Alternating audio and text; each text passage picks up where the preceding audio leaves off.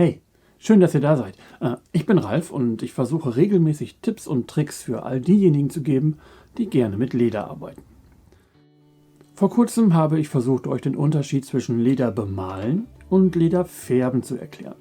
Und das hat dann zu direkt neuen Fragen geführt, die ihr mir gestellt habt. Fragen wie dieser hier. Es gibt eine Vielzahl von Einzugfarben. Wo liegen denn da die Unterschiede?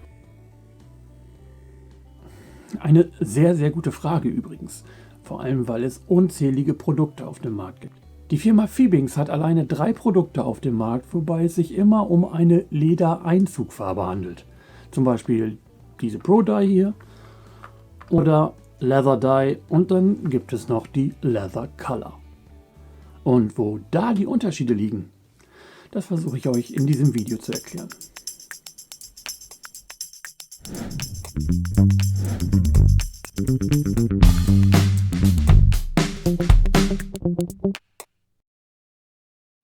Okay, legen wir los. Typische Ledereinzugfarben sind zum Beispiel Fiebings Leather Dye, Fiebings Pro Dye und Fiebings Leather Color. Und wo liegen jetzt hier die Unterschiede bei diesen 3 Produkten? Schauen wir uns die Farben einmal genauer an. Und mit der Leather Color fangen wir an. Sie ist die einzige Farbe, die wasserbasiert ist. Sie hieß früher auch mal Institutional Leather Dye, was ein Hinweis darauf ist, dass sie in bestimmten Anstalten und Einrichtungen genutzt werden durfte, weil ihr Hauptbestandteil halt Wasser ist. Das macht sie zu einer Farbe, die relativ gefahrlos angewendet werden kann. Sie verströmt keinen Alkoholgeruch und ist nicht brennbar. Das macht sie dann wohl zur Farbe der Wahl, wenn wir zum Beispiel mit Kindern arbeiten wollen. Leider ist die Farbauswahl etwas begrenzt.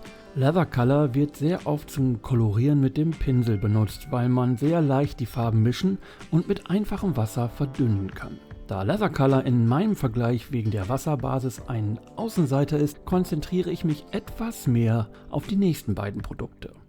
Leather Dye und Pro Dye.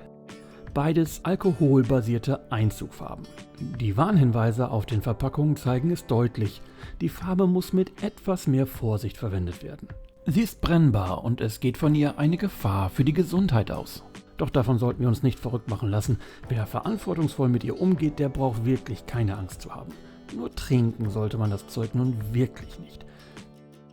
Tja, und da wären wir direkt bei der nächsten Frage. Wo ist der Unterschied zwischen Pro Dye und Leather Dye? Vergleichen wir die beiden alkoholbasierten Farben mal genauer. Leather Dye ist das Fiebings-Produkt mit den meisten erhältlichen Farbtönen. Es sind 28 tolle Farben erhältlich, die untereinander mischbar und natürlich verdünnbar sind, was es für diejenigen unter uns leichter macht, die mit dem Selbermischen von Farben auf dem Kriegsfuß stehen. Und dann haben wir Pro Dye. Hier sind aktuell nur 16 Farben erhältlich, die jedoch ebenfalls untereinander mischbar und verdünnbar sind. Die hier gezeigten Produkte sind übrigens in kleinen und großen Flaschen erhältlich. Für jedes Projekt die passende Größe. Wo wir gerade von Pro Dye sprechen, was ist der Unterschied zwischen Oil Dye und Pro Dye? Ganz einfach, es gibt keinen. Pro Dye hieß bis vor kurzem noch Oil Dye. Es ist aber eine alkoholbasierte Farbe. Ein bisschen verwirrend und wohl der Grund für die Namensänderung.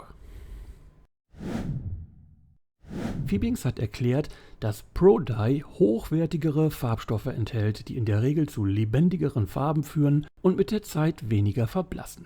Und genau das deckt sich mit meinen Erfahrungen. Leather Dye ist tatsächlich empfindlicher, was Sonnenlicht angeht. Wie sich das über die Jahre bemerkbar macht, möchte ich euch an einem Beispiel zeigen. Dies hier ist tatsächlich eines der ersten Projekte, die ich vor etlichen Jahren gefertigt habe. Eine Schreibmappe für meinen Skizzenblock und meine Stifte. Damals habe ich hiermit gefärbt, mit Leather Dye. Und nach all den Jahren ist die Farbe leicht ausgeblichen. Alle Umschläge dieses Projekts sind aus demselben Leder und wurden exakt gleich gefärbt. Deutlich zu erkennen, dass das Braun der innenliegenden Stiftmappe dunkler geblieben ist als der Einband. Sie war im Innern halt weniger der Sonne ausgesetzt.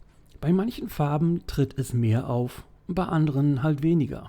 Nur damit ihr die ganze Thematik mit der Lichtechtheit auch einschätzen könnt. Was für Unterschiede gibt's denn sonst noch? Nun ja, da wäre dann auch der Preis. Pro Dye ist teurer als Leather Dye. was ja für viele auch nicht gerade unwichtig ist. Für den Farbvergleich habe ich einen kleinen Färbetest gemacht, der ein paar Unterschiede deutlich machen soll. Während ihr mir über die Schulter schaut, noch ein paar Erklärungen. Ich habe für diesen Färbetest jeweils den Farbton Light Brown ausgewählt.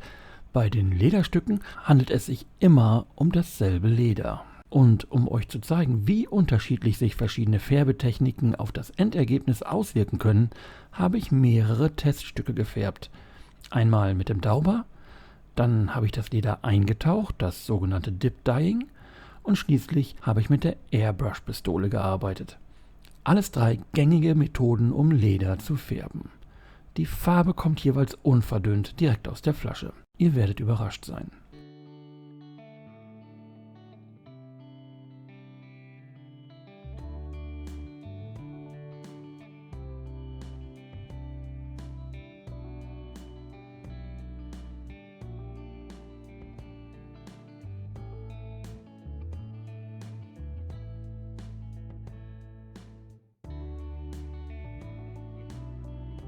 Schauen wir mal.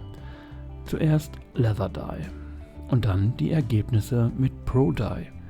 Hättet ihr gedacht, dass ein und dieselbe Farbe so unterschiedliche Ergebnisse hervorbringen kann? Von hell bis dunkel, von gleichmäßig bis wolkig, ja sogar streifig. Nur weil wir die Farbe unterschiedlich aufgetragen haben. Und wir haben sie nicht einmal gemischt oder verdünnt. Stellt euch mal vor, was dadurch noch alles möglich ist. Wie ihr hier deutlich seht, Light Brown ist nicht gleich Light Brown. Wie der Farbton beim Färben tatsächlich wird, hängt stark von der Färbetechnik ab und nicht nur von der Farbe alleine. Deshalb ist es immer wichtig, alle Farben vorher zu testen, und zwar idealerweise auf dem Leder, das ihr auch tatsächlich färben wollt. Denn auch das Leder beeinflusst das Endergebnis. Kommen wir zum nächsten Punkt, der unwahrscheinlich wichtig ist: der Farbabrieb. Nachdem ich der Farbe Zeit gegeben habe zu trocknen, poliere ich mit einem weißen Baumwolltuch nach. Dadurch versuche ich die Farbrückstände zu entfernen. Schließlich bleibt immer etwas von den Färbemitteln an der Oberfläche zurück und gelangt gar nicht erst tief in das Leder. Während Pro Dye fast gar nicht abfärbt, sehen wir, dass Leather Dye doch etwas mehr von seiner Farbe zurückgibt. Ja, ich weiß, es fehlt noch komplett ein Finish, aber das ist hier ja bei beiden Farben so. Und es gibt dann halt doch deutliche Unterschiede. Kommen wir nochmal zurück zum Farbvergleich. Ihr habt natürlich jederzeit die Möglichkeit, die Farben zu verdünnen, was bei diesen alkoholbasierten Einzugfarben natürlich mit Alkohol passieren muss. Fiebings hat ein eigenes Produkt im Sortiment, den Dye Reducer.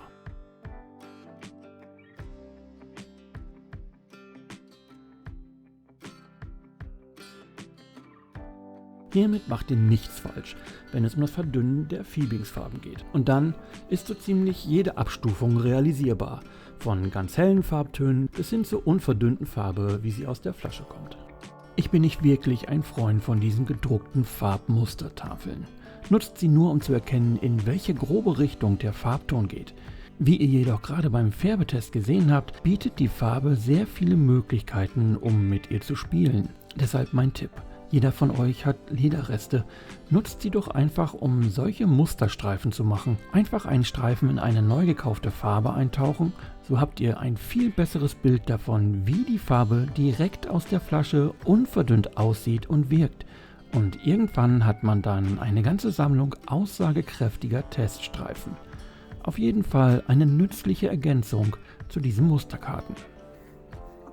Und jetzt noch etwas ganz Wichtiges. Beide Produkte sind zwar alkoholbasiert, sollten aber nicht, ich wiederhole, nicht miteinander gemischt werden. Das Ergebnis könnte dann etwas abenteuerlich ausfallen. Fiebings zumindest rät davon ab. Wer also keine Überraschung möchte, der bleibt sortenrein, also Pro Dye mit Pro Dye und Leather Dye mit Leather Dye.